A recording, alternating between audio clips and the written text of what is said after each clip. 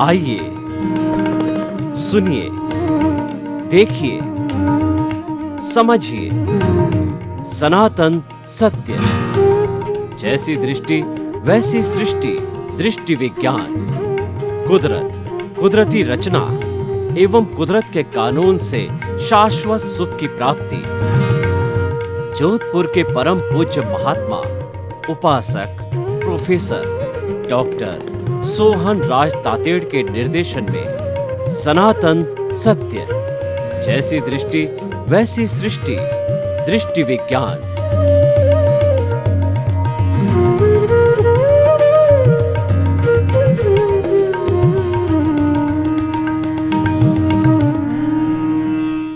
भाइयों और बहनों, मातृशक्ति को नमन। आज का हमारा बहुत सुंदर विषय घाती अघाती कर्म। जो धर्म दर्शन आत्मा में विश्वास करते हैं वो सभी कर्मों में विश्वास करते हैं। अगर आत्मदर्शन में से कर्म सिद्धांत को निकाल दिया जाए तो आत्मदर्शन शून्य हो जाएगा, क्योंकि जो आत्मा तो हमारा मूल स्वरूप है, वो हमारा प्रभु है, हमारी ईश्वर है। उसी की कृपा से हम बोल रहे हैं, उसकी कृपा से मन वचन काया की सारी क्रिया कर रहे हैं। तो वह जो है बंधा हुआ क्यों है हमारे शरीर के अंदर, उसकी क्या विवशता है? वो विवशता ही कर्म है। कर्मों ने ही इस प्रभु को हमारे शरीर में बांधे रखा है, शरीर की कारावास में बांधे रखा है। और जिस दिन कर्म सब समाप्त हो जाएंगे, कार्बन शरीर जिसके अंदर कर्म रहते हैं वह धुल जाएगा, वह समाप्त हो जाएगा। तो आत्मा तो मुक्त अवस्था में ही है, वो तुरंत ही सिद्ध शिला में जाकर के सिद्ध बुद्ध होकर के और शाश्वत सुख के अंदर विराजमान हो जाएगा। तो भाई और बहनों, ये कर्म का रोल हुआ है। अब कर्म क्या है? कर्म चतुस्पर्शी पुद्गल है, जो कि हम मन वचन काया की कोई क्रिया करते हैं तो इसी ब्रह्मांड में से वो चतुस्पर्शी पुद्गल तान लिए जाते हैं, खींच लिए जाते हैं। हर प्रवृत्ति के साथ में चतुस्पर्शी पुद्गल वह होते हैं जो कि आँखों से दिखाई नहीं देते और जिसके चार स्पर्श होते हैं, शीत उष्ण स्निग्ध रुक्ष। और वो चार स्पर्श होने के कारण अमूर्त होता है और साथ साथ के अंदर वह जो है वो विज्ञान की भाषा के अंदर मासलेस पार्टिकल होता है, जिसकी कोई मास नहीं, जिसका कोई जो भार नहीं होता। भारहीन होने के कारण वो अनादि अनंत काल से हमारी आत्मा के साथ चिपका हुआ है और आत्मा को कोई भी भार महसूस नहीं होता है।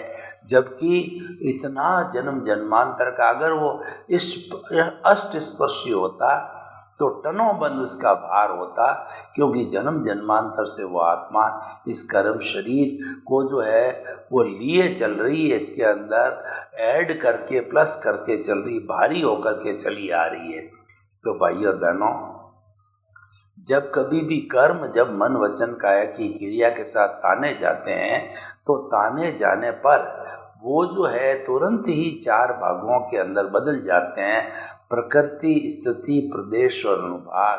प्रकृति का अर्थ होता है कि हमारी कुल 8 तरह के कर्म होते हैं, ज्ञानावर्णीय, दर्शनावर्णीय, वेदनीय, मौनीय, आयुष्य, नाम, गोत्र और अंतराय।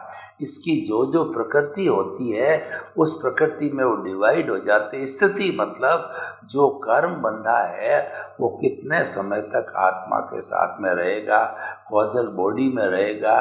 तो प्रकृति, स्थिति, प्रदेश मतलब उसके कितने जो है परमाणु, कालाणु बोलते हैं, वो चेतनामय आत्मा के एक परमाणु पर कितने परमाणु केंद्रित रहेंगे।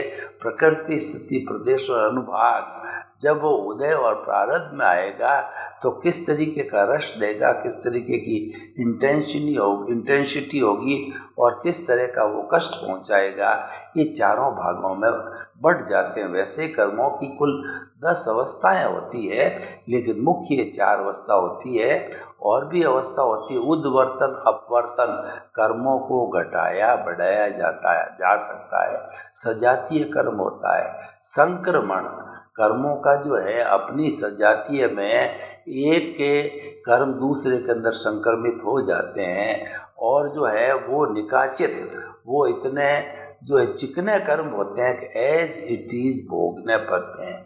निदति यानी जो है कर्मों को घटाना, बढ़ाना, निकाचना। तो इस तरीके से ये 10 विभाग उसके कर्मों के होते हैं। उसके अनुरूप जो है सारे कर्मों का बंद हो जाता। अब जो ये चतुस्पर्शी जो है वो हमारे कॉस्मोस से लाए जाते हैं और वो वहाँ से तान करके और भीतर हमारा कर्म शरीर जन्म जन्मांतर से आत्मा के साथ लगा हुआ है उसके साथ में जुड़ जाते हैं और उसके जो 8 विभाग होते हैं उन विभागों में जाकर के अपना स्थान बना देते हैं।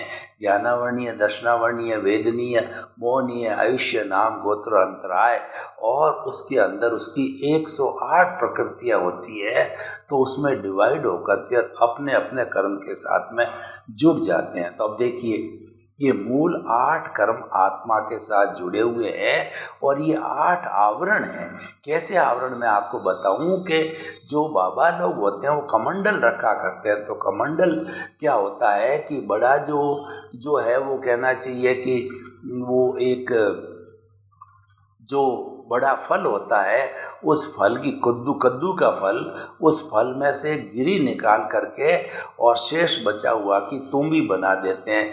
वो तुम्बी को आगे काट के हैंडल बना दिया जाता है। वो तुम्बी इतनी हल्की होती है, उसको पानी में डाल दो तो वो तैरती रहती है। अब उस तुम्बी के ऊपर जो है हमने उसके ऊपर मिट्टी का एक लेप जो है वो चिकनी मिट्टी का एक लेप लगाया, सुखाया, फिर दूसरा लेप लगाया, सुखाया।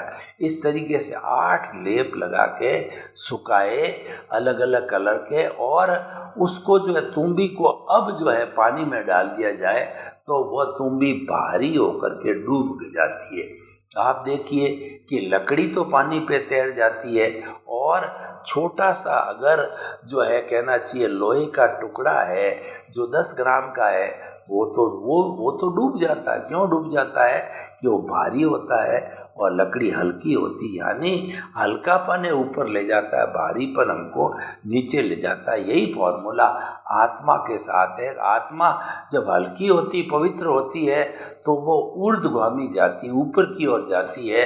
जैसे कि धुआं हमेशा ऊपर उड़ता है क्योंकि वो हल्का होता है, और अधोगामी तब होती है कि वह नीचे जा कर के और गिर जाती, यानी नारकी तक भी चली जा सकती है, 7वीं नारकी में भी जाके जन्म ले सकती। तो भाई और बहनों, हम आपको बताना चाहते हैं कि ये 8 कर्म है ना, इसके 2 भाग हो गए। जो आज का हमारा विषय है, 4 है हमारे घाती कर्म। घाती का मतलब वो कर्म जो आत्मा की घात करते हैं, आत्मा से संबंधित है, आत्मा के जो दिव्य गुण हैं उनको प्रकट नहीं होने देते हैं। वो कौन कौन से हैं? ज्ञानावर्णीय कर्म, दर्शनावर्णीय कर्म, मोहनीय कर्म और अंतराय कर्म। ये घाती कर्म, ये अलग हो गए। आत्मा की घात करने वाले, आत्मा से जुड़े हुए। दूसरा घाती कर्म है जो पुण्य पाप दोनों होते हैं, शुभ अशुभ होते हैं, और वो घाती कर्म एकांत पाप के होते हैं, एकांत पापकारी प्रवृत्ति के होते हैं। और घाती कर्म वो घाती कर्म तो अशुभ ही होते हैं, और शुभ कर्म और अशुभ कर्म होते हैं हमारे शरीर से जुड़े होते हैं। जो शरीर को सुख पहुंचाते हैं वो पुण्य के शुभ कर्म है, और शरीर को दुख पहुंचाते हैं वो अशुभ कर्म है, पाप के कर्म है। वो कौन कौन से हैं? वेदनीय, आयुष्य, नाम और गोत्र, ये चारों ही शुभ और अशुभ दोनों होते हैं, जो शरीर से जुड़े होते हैं और शरीर के साथ ही इनका भुगतान होता है। और हर शरीर में नए नए तरह के ये अघाती कर्म आते हैं। और देखिए जो घाती कर्म है वो ब्रॉड फॉरवर्ड होते रहते हैं, अघाती कर्म भुगत लिए जाते हैं। भुगता समाप्त, हर शरीर में आए भुगत लिया समाप्त। Debit credit zero, debit credit zero, debit credit zero होता है, लेकिन ये प्लस माइनस जीरो कभी नहीं होता। जो घाती कर्म कभी भी जीरो नहीं होते हैं, और अघाती कर्म जीरो होकर के फिर नए जन्म में नए बनते हैं। नए चार्ज होते हैं, नए भुगते जाते हैं, फिर नए चार्ज होते हैं, जैसी प्रतिष्ठा करते हैं फिर भुगते जाते हैं। तो अब घाती कर्मों को देखिए। ज्ञानावर्णीय कर्म जो है इसकी प्रकृति कैसी है, एक आँख पे हम पट्टी बांध देते हैं, वैसी इस ज्ञानावर्णीय कर्म की जो है प्रकृति है, यानी ज्ञान पे आवरण आ जाता है। और ज्ञान के आवरण को पट्टी के समान माना गया है। और वो आवरण क्यों आता है, यानी ज्ञानावर्णीय कर्म बंधन के कारण क्या क्या वो जानना जरूरी है। वो कारण ये है कि जो ज्ञानी पुरुष होते हैं, अर्यंत, सिद्ध, आचार्य, उपाध्याय और साधु, ये ज्ञानी पुरुष होते हैं। तो ज्ञानी पुरुष का तिरस्कार करना, उनकी इंसल्ट करना, उनकी अवहेलना करना, उनके प्रति मन में ईर्ष्या का या बुराई का भाव रखना, उनके प्रति नेगेटिव थॉट्स रखना, यानी ज्ञानी पुरुष का जितना भी हम तिरस्कार करते हैं, हमारे ज्ञानावर्णीय कर्म का बंधन होता है। और जो ज्ञान सामग्री है, कोई पुस्तकें ज्ञान की, आत्मज्ञान की बांट रहा है, वो आपने रुकवा दी, वो फड़वा दी, और जो बांटने नहीं दिया तो ज्ञान को बांटने में सत्संग हो रही है, उसको रुकवा दिया। तो और इस तरीके से ज्ञान के संबंधी कोई भी आदान प्रदान हो रहा है, उसको आपने रुकवा दिया, उसमें अवरोध पैदा किया। तो अवरोध का मतलब अंतराय डाला। तो ये अंतराय डालने से कर्म, अंतराय तीनों इसके साथ जुड़े हुए हैं, तो ज्ञानावर्णीय कर्म का बंद हो गया। अब आप चाहें कि ज्ञानावर्णीय कर्म मेरे को छोड़ के शुद्ध होना है, अच्छा बनना है, मेरे को इसकी सफाई करनी है, तो वो भी रास्ता है। क्योंकि जहाँ बंधन होता है वहाँ मुक्ति साथ में जुड़ी होती है, समस्या होती है तो समाधान साथ में होता ही है। ये दोनों आपस में विरोधी चीज़ें हमेशा एक साथ रहती है। इसलिए जैन दर्शन कहता है कि एक ही वस्तु में कई विरोधी चीज़ें, विरोधी धर्म एक साथ निवास करते हैं, एक साथ रहते हैं। तो भेद के अंदर अभेद छिपा होता है, समस्या में समाधान छिपा हुआ होता है। तो इस कर्म बंधन के अंदर कर्म मुक्ति का, जो कर्म छूटने का भी जो है विधान या कहना चाहिए उपाय छिपा रहता है। वो क्या है कि हम ज्ञानावर्णीय कर्म को काटना चाहते हैं, तो वही तरीका है जो हमारे ज्ञानी पुरुष है, अर्यंत है, सिद्ध है, आचार्य है, उपाध्याय, साधु है, इन ज्ञानी पुरुषों की हम सेवा करें, उनके प्रति नतमस्तक होवें, उनको हम वंदना करें, उनको जो है हम जो है उनका बहुमान करें, उनका गुणानुवाद करें, उनके प्रति किसी भी तरह का नकारात्मक भाव नहीं रखें, श्रद्धा का भाव रखें। तो वो ज्ञानी पुरुष के प्रति श्रद्धा, ज्ञान के प्रति श्रद्धा, और ज्ञान की जितने आदान प्रदान हो रहा है, पुस्तकें बांटी जा रही है, सत्संग हो रहा होता जा रहा है, कोई भी साधन हो, उन साधन को रोकना नहीं, अवरोध पैदा नहीं करना। यानी ज्ञान की जितनी हम आराधना करने लगते हैं, ज्ञानावर्णीय कर्म झड़ते जाते हैं और हमारा ज्ञान है वो उत्तरोत्तर प्रगति करता रहता है। हमारा ज्ञान का केंद्र शास्त्र सार में हमको महसूस होने लगेगा कि हमारा ज्ञान बढ़ रहा है, ज्ञान बढ़ रहा है, ज्ञान काफ़ी बढ़ गया है, मैं आत्मज्ञान तक पहुंच रहा हूं, मैं शांति को पहुंच रहा हूं, मैं आनंद को प्राप्त हो रहा हूं और मैं अविनाशी बनता जा रहा हूं। तो भाइयों और बहनों, ये ज्ञानावर्णीय कर्म, और ज्ञानावर्णीय कर्म जो छूटता है, ये इसका जो क्षोभसम होता है, तो इसका जो है क्षोभसम होने से ये साफ होता रहता है और बनता है तो जुड़ता रहता है। यानी इसमें प्लस माइनस होकर के हर जन्म में ब्रॉड फॉरवर्ड होता है। संपूर्ण नष्ट कब होता है? जब हमारे को केवल ज्ञान हो जाता है, तब हमारा ज्ञानावर्णीय, दर्शनावर्णीय और मोहनीय तो वीतराग 12वें गुणस्थान में ही समाप्त हो जाता है। 13वें उस गुणस्थान में ज्ञानावर्णीय, दर्शनावर्णीय और अंतराय टूट जाते हैं और हम केवल ज्ञानी बन जाते हैं। जो 12वें और 13वें गुणस्थान के अंदर सिर्फ जो है अंतर मुहूर्त का समय, यानी ये क्रिया करीब करीब जो है 7 होती है, अंतर मुहूर्त में अधिकतम 48 मिनट का समय। तो ये क्रिया पूरी होकर के हम जो वीत राग से केवल ज्ञानी भी तुरंत बन जाते हैं। और केवल ज्ञानी बनने के बाद में भुवन भास्कर का उदय होता है, यानी हमको एक ऐसा ज्ञान मिलता है जो कि केवल ज्ञानी है इस संपूर्ण की जड़ और चेतन की, भूत की, भविष्य की, वर्तमान की हर अवस्था को ये जानता है। इतना बड़ा ज्ञानी हो जाता है वो ज्ञान के लिए। तो ये जो ज्ञानावरणीय कर्म है, हमारे 5 तरह के ज्ञान है, मति ज्ञान, शुद्ध ज्ञान, अवधि ज्ञान, मन प्रयोग ज्ञान और केवल ज्ञान।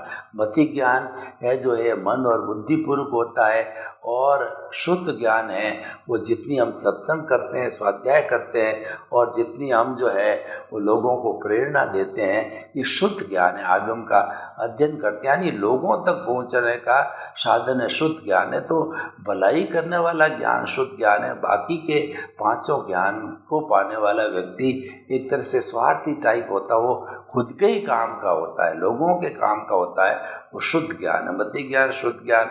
अवधि ज्ञान का मतलब है एक पर्टिकुलर दूरी तक के पुद्गलों को जो है वो आत्मा की शक्ति से वो ज्ञानी पुरुष देखने लग जाता है।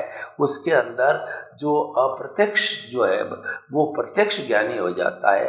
अप्रत्यक्ष के ज्ञान के साथ की आवश्यकता नहीं रहती है। मति ज्ञान, शुद्ध ज्ञान तो ये दो है अप्रत्यक्ष ज्ञान है, और अवधि ज्ञान प्रत्यक्ष ज्ञान है। और मन प्रयोग ज्ञान किसी के मन के जो है वो परमाणुओं का, मन के चिंतन को, मन के विचारों को पकड़ लेना, ये मन प्रयोग ज्ञान होता है। ये भी प्रत्यक्ष ज्ञान है। और केवल ज्ञान तो प्रत्यक्ष ज्ञान है ही है। जब आत्मा की प्योर उज्ज्वलता हो जाती है, ज्ञानावरणीय, दर्शनावरणीय और मोहनीय तो पहले ही समाप्त हो जाता है। ज्ञानावरणीय, दर्शनावरणीय, मोहनीय और अंतराय जब समाप्त हो जाते हैं तब केवल ज्ञान होता है। तो ये 5 तरह के ज्ञानों को रोकता है, और एकदम साफ होने पर ये जो केवल ज्ञान प्रकट हो जाता है। और जो हमारा दर्शनावरणीय कर्म है केवल ज्ञान की तरह ही, ठीक केवल ज्ञान की तरह ही होता है। दर्शन का अर्थ होता है कि हमारी फेथ, श्रद्धा, मतलब ईश्वर के प्रति, भगवान के प्रति, कर्मों के प्रति, आत्मा के प्रति श्रद्धा को जो रोकने वाला वो दर्शनावरणीय कर्म है। दर्शनावरणीय कर्म को एक पुजारी की जो है वो उपमा दी गई है। पुजारी क्या करता है, भगवान के मंदिर के सामने जो पर्दा लगाया हुआ है और वह पुजारी भगवान के दर्शन करने नहीं देता है। तो जो हमारा जो दर्शनावरणीय कर्म है, जो भीतर प्रभु विराजमान है, उसके अंदर श्रद्धा करने नहीं कर देता है, उसके अंदर विराजमान होते हुए भी उनके दर्शन नहीं करने देता है। और दर्शनी वही है, जो ज्ञानी है वही दर्शनी होते हैं। अरियन, सिद्ध, आचार्य, उपाध्याय और दूसरा साधु, आचार्य और उपाध्याय और साधु वही दर्शनी है। तो उनका तिरस्कार करना, उनकी अवहेलना करना, उनको कष्ट देने से दर्शनावरणीय कर्म का बंद होता है, और उनको साता पहुँचने से दर्शनावरणीय कर्म का क्षय होता है। दर्शनावरणीय कर्म 9 तरह के होते हैं, जो है चक्षु दर्शन, अचक्षु दर्शन, अवधि दर्शन, केवल दर्शन, और 5 तरह की निद्रा होती है, चपला चपला, स्थिर निद्रा इत्यादि। तो ये 9 कर्म जो है ये सारे जो है हमारे जो है दर्शनावरणीय कर्म का विभाग है। तो ज्ञानावरणीय, दर्शनावरणीय। तीसरा मोहनीय कर्म जो है वो मोहनीय कर्म को उपमा दी गई शराबी की तरह। शराबी व्यक्ति होता है, वो शराब पी करके बेभान हो जाता है, नाली में गिर जाता है, सड़क पर गिर जाता है, और ऊपर से वाहन भी चल करके उसकी ये लीला भी समाप्त हो सकती है। घर में आता उसको भान नहीं रहता है कि सामने मैं किससे बात कर रहा हूँ, बेटी है, एक बहू है, एक पत्नी है, कि माता है, कि दादी है, कि नानी है, उसको ये ध्यान ही नहीं रहता, बेभान होता है। तो मोहनीय कर्म जो है जितना हमारे जो सुख है जीवन का उसके ऊपर पर्दा डाल देता है, और वह जो है सुख की प्राप्ति में, अनंत सुख का धाम है आत्मा, उसको रोक लेता है। तो मोहनीय कर्म को जो है सेनापति का दर्जा दिया गया है कि, और सेनापति को जब मर जाता है या समाप्त किया जाता है तो सेना में भगदड़ मच जाती है और सेना भाग जाती है। इसलिए सबसे पहले हमें शक्तिशाली मोहनीय कर्म को समाप्त किया जाता है। और मोहनीय कर्म समाप्त कैसे होता है कि हमारे जो जितने भी जीव है, जो हमारी जो षठ जीव निकाय है, पृथ्वी का है, अप का है, तेजस का है, वायु का है, वनस्पति का है, तृष का है। षठ जीव निकाय के सभी प्राणियों को किसी प्रकार का मन से, वचन से और शरीर से, करने से, करवाने से, अनुमोदन से किसी को किसी प्रकार का कष्ट देना जब हम बंद कर देते हैं तो हमारा मोहनीय कर्म धीरे धीरे वो जो है वो उदय प्रारब्ध के अधीन जो है छटने लगता है, कम होने लगता है, झड़ने लगता है, जिसको हम निर्जरा कहते हैं। कर्मों का आत्मा से अलग होना आंशिक निर्जरा कहलाती है और संपूर्ण निर्जरा जब हो जाती है तब मुक्ति की अवस्था को प्राप्त करते हैं। तो भाई और बहनों, जब हम इसकी जो है कुल 28 प्रकृतियाँ हैं, 4 क्रोध मान माया लोभ है, इसको 4 से गुणा करो, अनंतानुबंधी अप्रत्याख्यानी प्रत्याख्यानी संजलन 16 ये हो गई, और 9 कषाय होता है। वो जो होता है 9 कषाय होते हैं, वो जो है अविरति प्रमाद कषाय योग, ऐसे 9 तत्व होते हैं। वो 9 जो है वो हमारे जो है अकषाय कहलाते हैं। तो 9 को भी जोड़ करके जो ये 16 9 2503 जो है वो दर्शन मोहनीय, मिश्र मोहनीय, और जो है वो हमारा जो है दर्शन, ये तीनों मिला करके जो है मोहनीय स्त्री से 28 प्रकृतियाँ होती है। तो इन इस 28 प्रकृतियों को जो है हम शुद्ध कर सकते हैं। तो हमारा ज्ञानावर्णीय, दर्शनावर्णीय, मोहनीय और ऐश्य मोहनीय और अंतराय कर्म, अंतराय कर्म तो जब ज्ञानावर्णीय का अंतराय होता है तब मिट जाती है, तो अंतराय कर्म टूट जाता है। अंतराय कर्म को जो है वो एक भंडारी या कैशियर की उपमा दी है कि हमारा चेक लगा हुआ है लेकिन कैशियर उपस्थित नहीं है, पैसा पास हुआ पड़ा है लेकिन कैशियर के अभाव के अंदर हम उसको ले नहीं सकते हैं।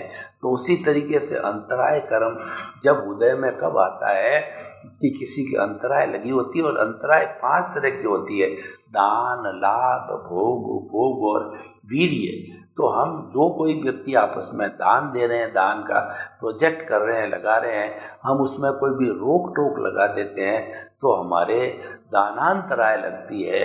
और दूसरा क्या है, भोगांतराय, जो हम चीज़ें भोगते हैं, किसी को भोगने में रोकते हैं, रोटी खाने में, पानी पीने में, कोई तरह सुख है तो उसमें सुख से वंचित करते हैं, तो भोगांतराय लगती है। और उपभोग जैसे हमारा मकान है और कपड़े हैं, ज्वेलरी है, जो लंबे समय तक हम उपयोग में लेते हैं, वो उपभोग कहलाती है। और हम किसी को वंचित रखते हैं तो उपभोगांतराय कहलाती है।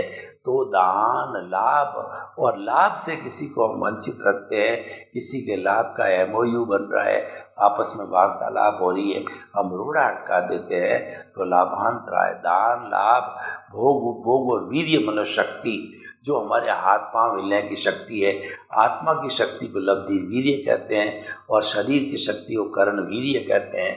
तो ये अंतराय लगी होती, जब हमारा शरीर कमज़ोर होता है, हम अच्छी तरह से बोल भी नहीं पाते हैं, हिल भी नहीं पाते हैं, चल भी नहीं पाते हैं, तो ये वीर्यांतराय कहलाती है। तो इस तरह से 5 अंतराय जो ये लगी रहती है, तो जब इनको हम तोड़ते हैं तो अंतराय कर्म टूट जाते हैं। और वैसे ज्ञानावर्णीय, दर्शनावर्णीय, मोहनीय जब तीनों टूट जाते हैं तो उनके साथ में लगी हुई अंतराय ऑटोमेटिकली टूट जाती, वो रहती भी बचती भी नहीं है। तो अंतराय तो एक तरीके से जुड़ी हुई है तीनों से, मुख्य है वो ज्ञानावर्णीय, दर्शनावर्णीय, मोहनीय कर्म है। इनके टूटते ही तो अंतराय अपने आप टूट जाती है। 8 हमारे मुख्य अहंकार है, वो है जाति, कुल, बल, रूप, तप, ज्ञान और लाभ और ऐश्वर्य। ये 8 तरह के मद हम करते हैं कि मैं तो बहुत रूपवान हूँ, मैं अच्छी जाति का हूँ, मैं अच्छे कुल का हूँ, मैं बहुत ज्ञानी हूँ, और जो है मैं बहुत तपस्वी हूँ बड़ा, और बहुत बड़ा ऐश्वर्य वाला हूँ, और बहुत बड़ी पद प्रतिष्ठा वाला हूँ। तो इस तरीके का हम मद करते हैं तो हमारे अशुभ नाम गोत्र कर्म, अशुभ गोत्र कर्म का बंद होता है। और नहीं करते हैं और अपने निष्काम कर्म की दृष्टि से रह करके अपना कर्म का भोग करते हैं तो हमारे शुभ गोत्र कर्म का बंधन होता है। तो इस तरीके से ये शुभ और अशुभ दोनों तरह के होते हैं। तो 4 मैंने बताए, वेदनी, आयुष्य, नाम और गोत्र स्तोत्र जो है ये अघाती कर्म है, और ज्ञानावरणीय, दर्शनावरणीय, मोहनीय, रैश्व घाती कर्म है। तो अघाती कर्म तो शरीर से जुड़े हुए होते हैं और ये अपने भोगा और चले गए, भोगा और चले गए। लेकिन घाती कर्म हमेशा प्लस होते जाते हैं, माइनस हो जाते हैं, कैरी फॉरवर्ड होते हैं। इसीलिए हमें अगर मुक्त होना है तो घाती कर्मों के ऊपर विशेष ध्यान देना पड़ेगा।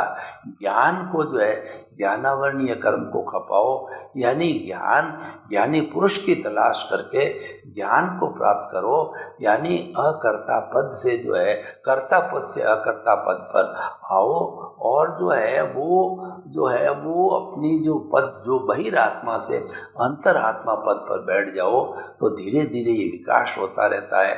ज्ञान के शुद्धिकरण के साथ साथ में दर्शन की भी शुद्धि होती है, और मोहनीय कर्म है इसको सबसे पहले, यानी जितनी जीवन में हम मोह को छोड़ते हैं, आसक्ति को छोड़ते हैं, परिग्रह को छोड़ते हैं, उतना उतना मोहनीय कर्म वैराग्य को प्राप्त करते हैं, ईश्वर प्राणिधान करते हैं, और मन वचन का से मुक्त समय शुद्ध आत्मा हूँ। यानी जो जितना शुद्ध आत्मा का हम विवेचन करते रहेंगे, उसमें बुद्धि रखेंगे, उसके अंदर ही हमारे चित्त को समा के रखेंगे, उसी में ही भाव रखेंगे, उसमें समाये हुए रखेंगे, और हम मन वचन काया तथा उससे जुड़ी हुई हर अवस्था मात्र कुदरती रचना है, वो विनाशी है। सर्वे भवन्तु सुखिनः, सर्वे सन्तु निरामया। लोक के सब जीवों को सुख मिले, शांति मिले, आनंद मिले, प्रेम मिले, सौहार्द मिले, और सभी हम शांतिपूर्ण अपने कर्मों को खपाते हुए जीवन यापन करके इस धरती पर स्वर्ग को उतार लाएं। आपके प्रति मंगल भावना, शुभकामना। ओम शांति। ओम शांति।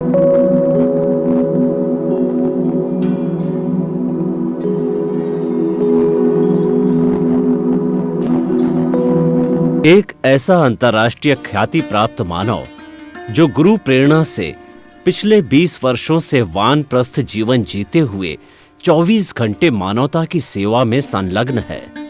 एक ऐसा मानव जो अभी राष्ट्रीय, अंतर्राष्ट्रीय टीवी चैनलों पर 7,500 एपिसोड के माध्यम से सनातन सत्य, आत्मविज्ञान एवं पुनरुत्थान, व्यवहार एवं निश्चय जगत के जीवनोपयोगी विषयों पर हृदय स्पर्शी प्रवचन कर चुका है। उस मानव का नाम है महात्मा उपासक प्रोफेसर डॉक्टर सोहन राज तातेड़। प्रोफेसर तातेड़ द्वारा योग, दर्शन, शिक्षा विषयों पर रचित पीएचडी स्तर के 250 शोध ग्रंथ भारत के 100 प्रतिष्ठित विश्वविद्यालयों में शोधार्थी पढ़ रहे हैं, तथा वे सभी शोध ग्रंथ वहां की सेंट्रल लाइब्रेरियों में उपलब्ध हैं। महात्मा सोहन राज ने अभी तक हजारों स्कूलों, कॉलेजों, विश्वविद्यालयों एवं संस्थाओं में सेमिनार, वर्कशॉप, कैंप लगाकर लाखों विद्यार्थियों को योग, दर्शन, शिक्षा का प्रशिक्षण देकर उन्हें सुसंस्कारित किया। डॉक्टर तातेड़ ने भारतीय संस्कृति उत्थान के 4000 से अधिक समसामयिक विषयों पर आर्टिकल लिखकर ऑनलाइन जर्नल, पत्रिकाओं, वेबसाइट्स पर प्रकाशित किया, जिसका उपयोग लाखों पाठक कर रहे हैं। उपासक तातेड़ के 5000 से अधिक आज का सुविचार, आज का शुभ संदेश, आज का मंगल भावना योग आदि चिंतन websites, Twitter, blogger, Facebook, YouTube माध्यमों से लाखों लोग अपना जीवन निर्माण कर रहे हैं। मानवता के मसीहा ऐसे महामानव महात्मा सोहन राज तातेड़ के प्रोफाइल को अभी तक विश्व के 20 लाख दर्शक यूट्यूब पर, 12 लाख गूगल पर एवं लाखों दर्शक फेसबुक, ब्लॉगर, ट्विटर और इंस्टाग्राम पर देख चुके हैं।